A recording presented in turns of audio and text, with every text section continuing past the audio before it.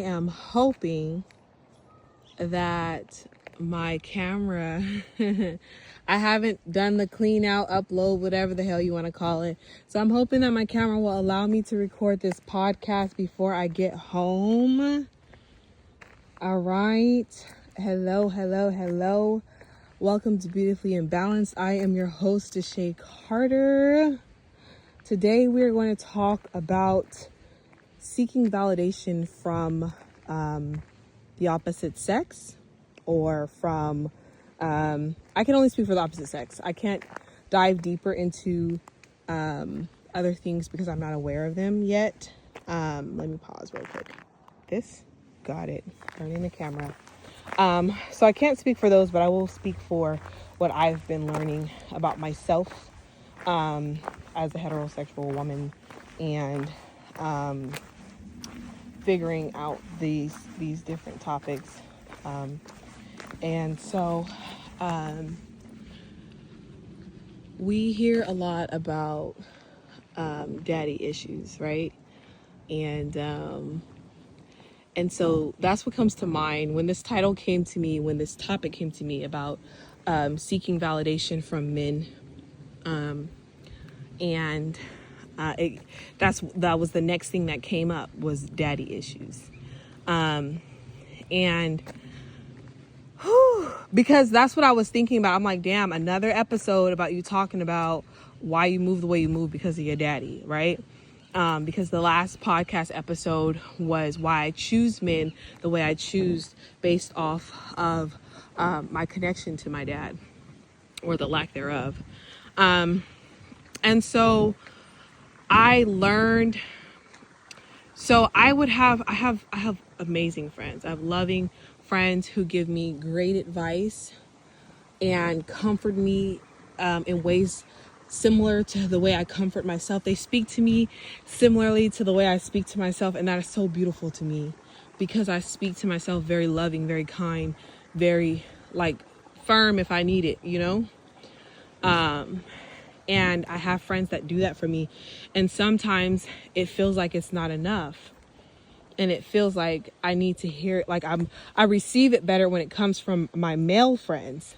And I had to search myself and figure out why that was, because it pissed me off, because it made me feel like I wasn't, it made me feel like I just wasn't receiving or acknowledging the power that these women were giving me. You know what I mean? The energy that they were willing to put into to give me a firm talking to, the love that they shared with me enough to give me a firm talking to,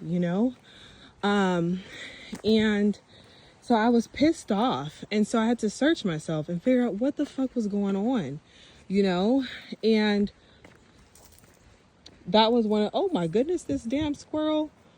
I was like, what the fuck, y'all? I just heard something big moving next to me, and I was confused, because usually the squirrels run when I walk. Whoo, child. Okay. Whew. So I searched myself, and realized that my love language, I knew this already. My love language is words of affirmation. And because I never received very many positive words from men, particularly men that I love, that care for me, I didn't receive that.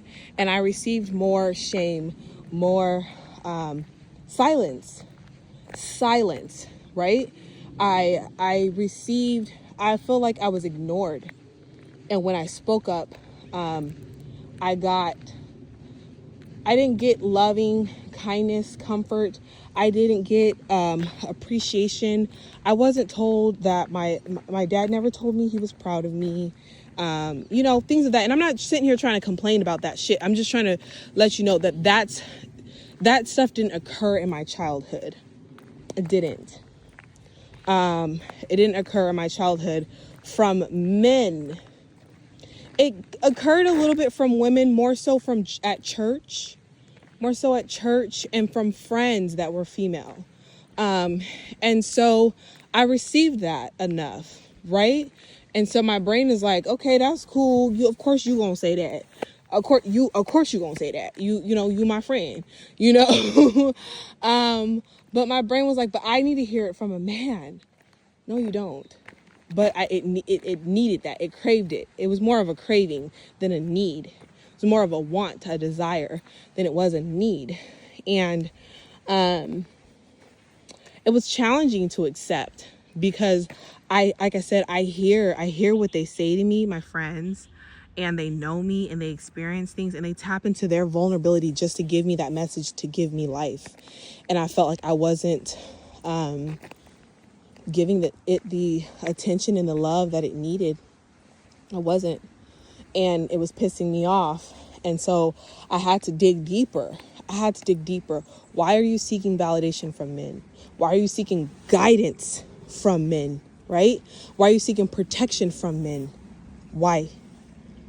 We are taught that that's what we're supposed to seek, but not in place of our own, right? Not in place of the love and attention and affection and validation from other women. And so it was challenging for me. For me, knowing this fact, it made it a little bit easier for me to, like, it was like it shattered the glass, right? Once I was aware of what I was doing and how I was moving, I was able to be like more in tune with it when it happened and more accepting of what my friends were telling me, the female ones, and not seeking the advice of men, right? Not seeking the validation and the guidance of men. But it helped me reconnect with, we all know there's certain people we talk to about certain things. There's certain topics that you talk to different friends about. And I was compartmentalizing them in that way instead of by gender. I moved into compartmentalizing it into that way. So, for example, if I need advice about business, I'm going to ask one of my business friends, whether they're male or female. But before, I would ask my male friends first because I wanted to be guided, because that's something that I craved, because it's something that I didn't get as a child, right? So it's funny because I've been saying, like, last year I focused on healing my mommy issues. And I did that. I recovered my relationship with my mom. I stopped taking what she did, how she moved with me personally, her lack of growth, her lack of communication. I stopped taking that personally because she taught me what she thought was right. She did what she thought was right. She told me she did the best she could. And when I was healing still from that situation, I was like, your best was shit. Your best was shit. And that might be so, but that's what she felt like was the best that she could do. You know what I mean? And I can't fault her for her limitations. I can't fault her for not being able to go out and get extra knowledge to care for me in the way I felt like I needed to be cared for. But also, the way she cared for me allowed me to become the woman that I am today. And it allowed me now to see the parts of her that are in me that are strengths, and how I was able to turn them into strengths instead of utilizing them as weaknesses as she did. And again, like I said, it allows me to connect with that part of me, which allows me to connect with her in a new way, and to be more understanding and accept her limitations without making them my limitations. Accept her limitations without making them, trying to make them like they're okay, or like they're a Band-Aid, or like I'm expecting her to move in a different way, or expecting her to heal, or expecting her to fully express some sort of change. You know what I mean? It's not for me to change her, you know what I mean? And I was trying to understand the situation and try to get her to see my point of view, but that wasn't the point of things. The point of things was for me to forgive her and accept her for who she is, so that I can accept the parts of me that are from her and heal and move on and grow and learn from it. And if I decide to have a relationship with her, I'll have one. And if I don't, I don't. But I did decide to have a relationship with her. And so this year, I feel like I am doing that. I don't want to say with my dad, because I have decided that I won't be pursuing a connection with him. But I feel like this is that year for me, and that's why I'm having a lot of these realizations. And I'm grateful that I'm having them now in this season where I'm not dating. Because it was hard, like realizing that I was literally choosing the wrong people on purpose. It was hard realizing that I was seeking validation from men, because I validate myself consistently, regularly. I love on myself. I give myself words of affirmation, but I was still seeking that from men. I was still seeking guidance from men, knowing that some of the men I was seeking guidance from, I could guide. I'm just saying, I'm a leader. I am, but I was acting as a follower because I wanted to feel that connection. I wanted to feel guided because I didn't have it growing up. And so now it's time for me to grow the fuck up, right? And it's time for me to accept those limitations and learn from these things, and not let them to continue making decisions for me, not letting my trauma pick my relationships anymore, because my trauma has picked every one of them. Every one of my relationships have been picked by trauma. Every one of them. And I'm releasing that. Is that a little hummingbird? Did you guys see it? Oh my goodness. I love hummingbirds so much. Okay, anyways. It's time to release that. It's time for me to release that. And like I said, whether I'm in a relationship or not, it's time for me to release that. And that's why I said I'm grateful that this is happening in a season. Oh my God, it's so cute. Anyways, I'm grateful this is happening for me in a season where I have decided to focus on me and building my foundation. And this is part of the building the foundation, facing these things, looking at these things, looking at my faults and things, looking at how I'm choosing people, looking at what I was seeking from others and why I was seeking it, and how can I pivot from that? And I pivot from that by validating myself. I pivot from that by, when I need support, going to the right people. And it doesn't matter if they're male or female. Why are they the right person? Okay. If I need, like I said, if I need business advice, I know to go to this friend, right? If I need advice about personal stuff from someone who's non-judgmental, I know that there's a certain person to go to, right? If I need religious advice, I know who to go to. You know what friends you go to for what advice. You even have friends you go to when you want someone to pick your side. You do. We all do. That's how it works.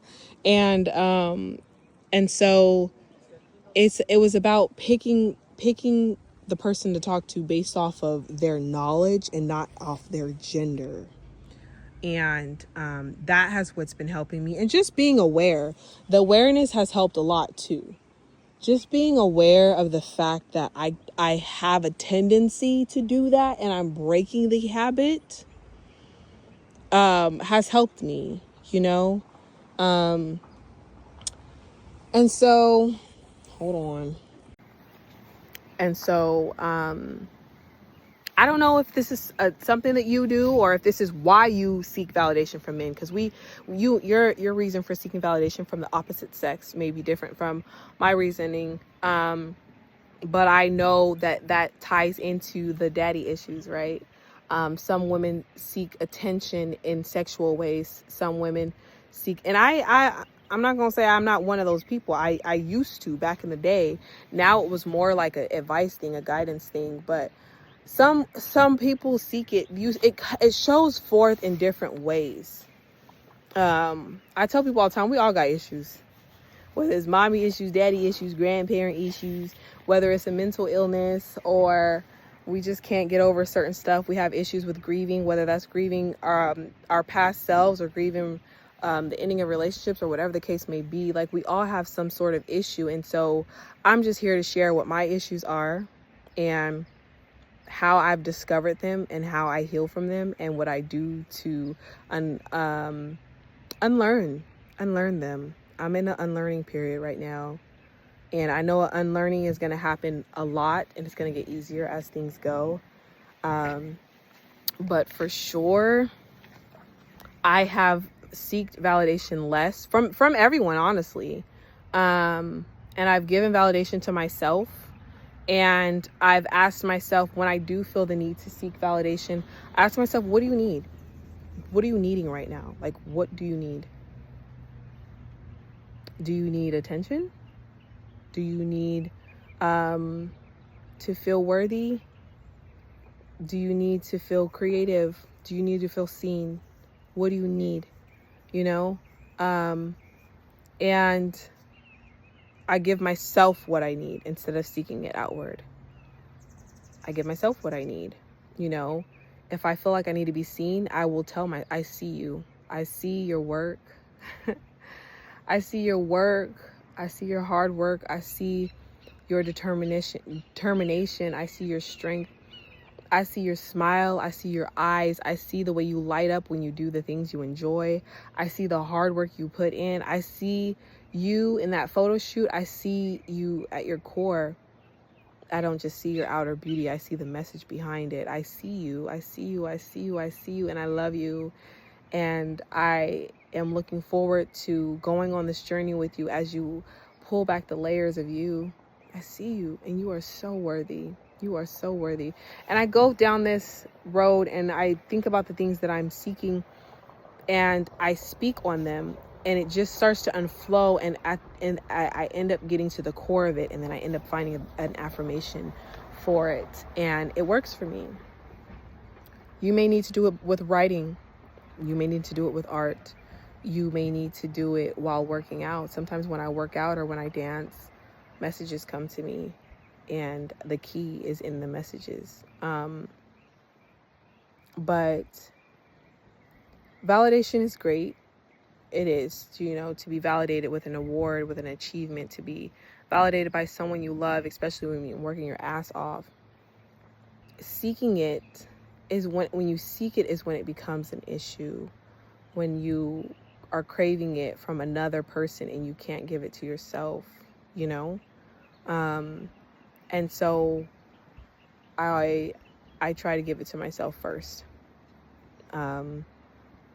But you don't have to do everything on your own. And that's why I say, find some sort of rule as to when you ask for advice, or when you ask for feedback, or when you need some support verbally.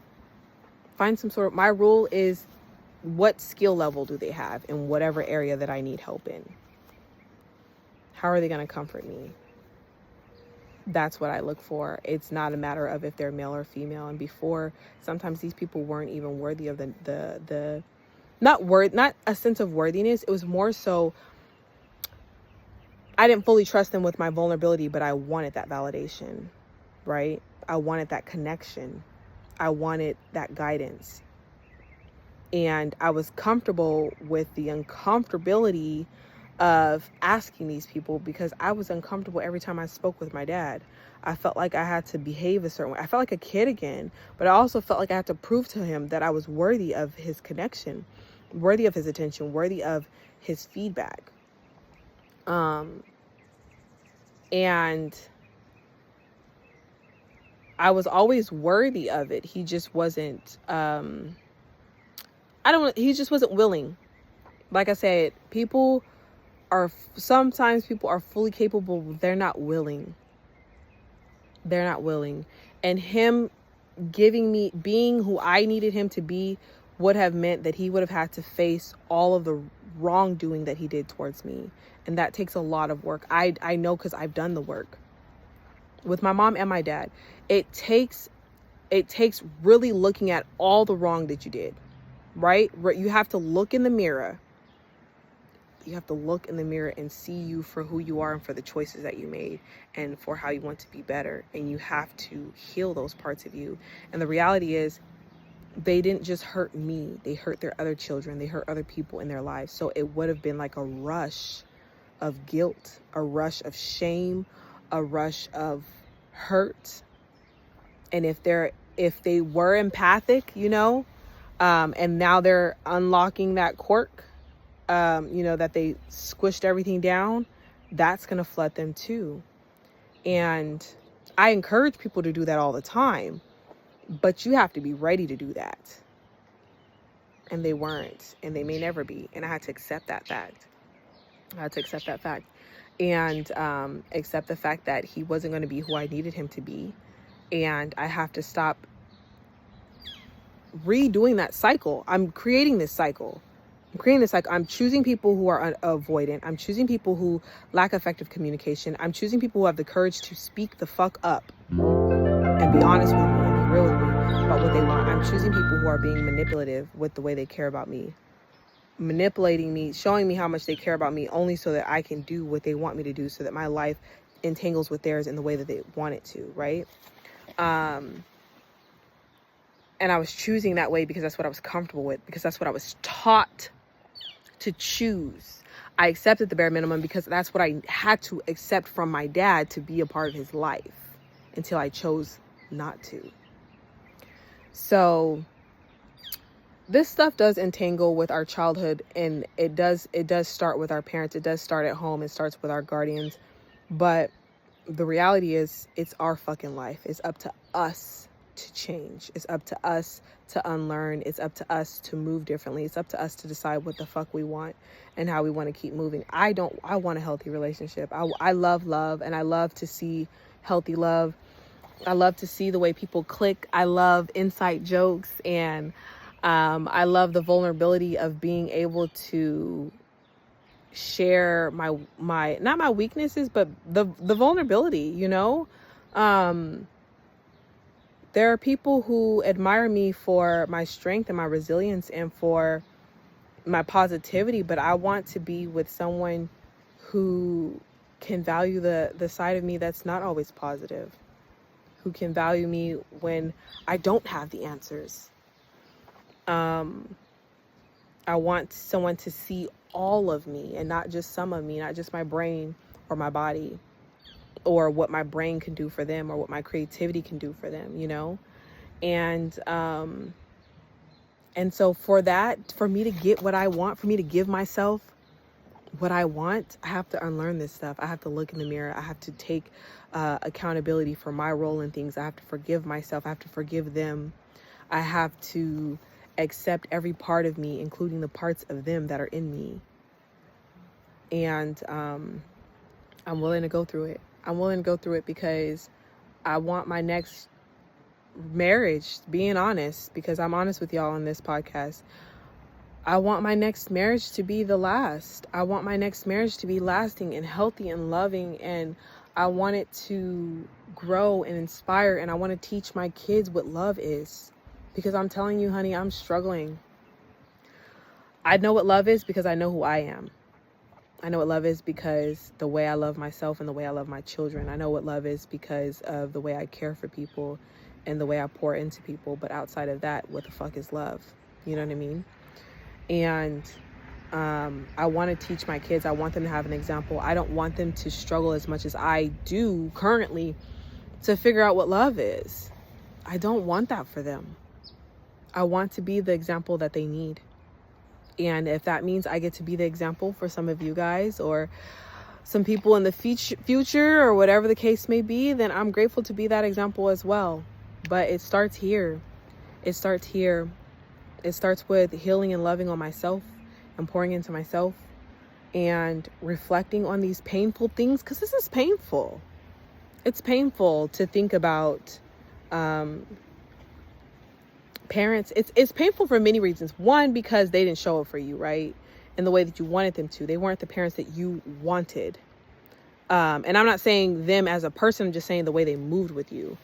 But then on top of that, you think about what they have had to go through to make them that way. And then you think about the fact that they have to squish all this stuff down just to survive every day. It's sad to me. It is.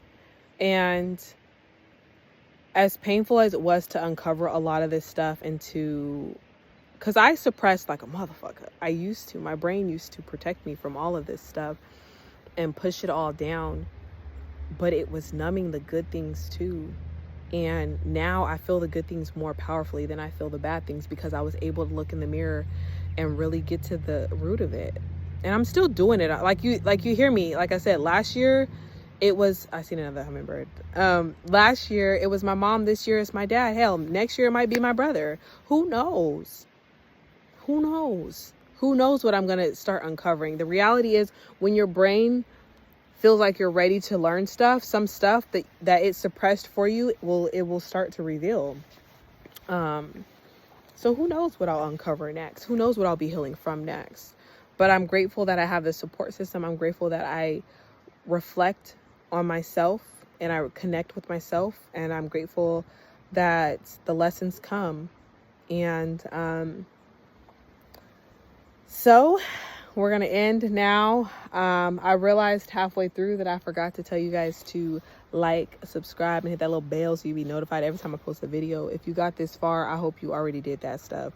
But I want you to remember that you are worthy always. You are worthy of healing. You're worthy of a healthy love. You're worthy of effective communication. You're worthy of self-validation. You're worthy of validating yourself. You're worthy of kind words that come from you, that come from the heart. You're worthy of affirmations that empower you and fill you and help you get to where you're trying to go. You're so worthy. You really are. You are really so fucking worthy. And you don't have to work for it, and they don't have to see your worth. They don't have to understand your worth. They don't have to understand why you do what you do, even though all those things happen to you. No one has to understand it but you. And you may not fully understand it, but you know that you got to do what you got to do to get where you want to get, right? You're so worthy. You're so worthy. And I hope that you know that. I hope that you feel that. I hope that as you listen to this, it grows inside of you. I hope it grows inside of you, because I remember the feeling of feeling unworthy. And it's a shitty ass feeling, but I'm telling you, you are worthy of unconditional love, unconditional self-love, unconditional care, self-care, unconditional. You're worthy of being loved by another. You're worthy of being connected to others. You're worthy of time and attention. You're worthy of receiving validation that doesn't have to be sought. And you're worthy of giving yourself the validation that you need. You're worthy of giving yourself everything you need. You are. You're so worthy. You are so worthy. You are so worthy. You are so worthy. You are so worthy. You're worthy of a successful, healthy relationship. You're worthy of effective communication. You're worthy of being listened to. You're worthy of experiencing emotional intelligence from another person. You are. You're worthy of being understood. You are. You really are. You really are. Okay? So, until next time, my love. Bye-bye.